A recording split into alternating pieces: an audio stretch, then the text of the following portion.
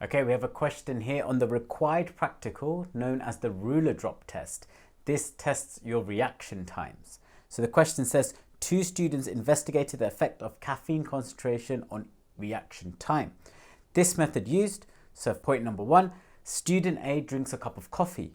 Then student B, another student, holds a ruler above student A's hand and student B drops the ruler. Student A needs to catch the ruler as quickly as possible and the distance that the ruler falls is recorded. So the question says, suggest how this method could be improved to produce valid results. So what can we change here to make our results more valid? So what we can do, because it's to do with the effect of caffeine concentration, we need to test different caffeine concentrations. So we need to repeat this whole process for several caffeine concentrations.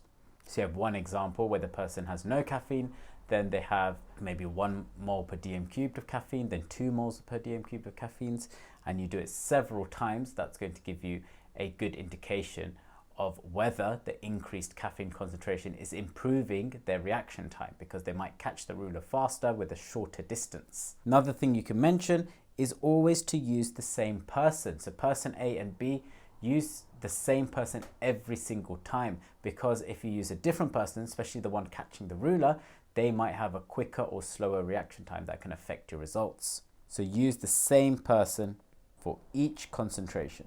Next thing you can mention is, because we're dropping a ruler at a certain height, you need to make sure the height that it's being dropped at is the same for each experiment, each drop.